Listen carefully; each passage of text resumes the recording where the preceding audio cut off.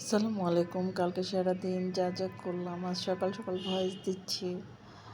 একটা ভাবি বা আমার কাস্টমার ভাবি, আমার অনেক দিনের পরিচয়। তো ভাবির সাথে ওনাদের গাড়িতে গেলাম ইকবাল রোডে একটা শোরুমে দেখার জন্য, যে শোরুমে মেলা হচ্ছে। এখন তো শোরুমেই ছোটোখাটো মেলা দিয়ে বসে।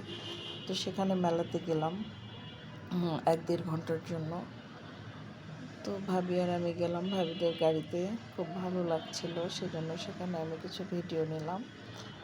তারপরে শোরুমে গিয়ে কাপড় দেখলাম, কাপড় টাপড়গুলো দেখে খুব ভালো লাগলো। এই শাড়িটা আমার খুব পছন্দ হয়েছে, ইন্ডিয়ান শাড়ি। আমার ভালো লেগেছে মোটামুটি, সেজন্য এই শাড়িটার ভিডিও করলাম।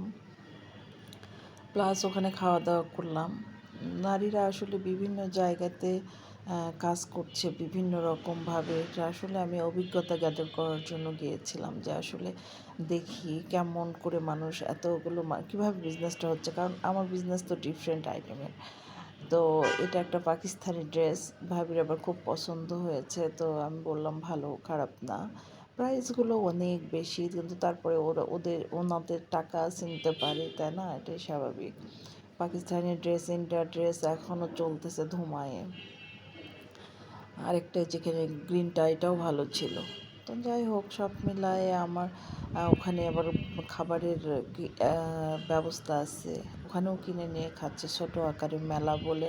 আসলে আমার খুব অবাক লাগছে, যার যেভাবে যেখানে যে ব্যবসা করতে পারছে সেখানে করতেছে। তারপরে ওখানে ঘোরাঘুরি করার পরে আমাদের যে ফ্রেন্ড সার্কেল টিম, তারা আমাকে ইনভাইট করলো বাসায় চা খাবো আর আড্ডা দিব। সেখানে আবার চলে আসলাম।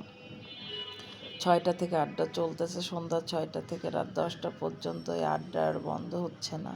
সে গল্প, নানান রকমের গল্প, আড্ডা, হাসি। তো এগুলো মানে চলছে। আসলে মাঝে মাঝে আড্ডা দিলে হয় কি, মাইন্ডটা ফ্রেশ লাগে। তখন কালকে যেমন সারাদিনই আমি আমার শোরুমে যাওয়ার সময় পাই নাই। তো চা করে নিয়ে আসলো, বললো যে চায়ের ছবি তোলেন। তো এরকম আসলে নাস্তাটা আমাদের খাবার শেষের দিকে চা নিয়ে আসলো, তখন আমার ভিডিও করার কথা মনে হয়েছে। তো এরকম মাঝে মাঝে আড্ডা না দিলে শরীর মন কোনোটাই ভালো থাকে না।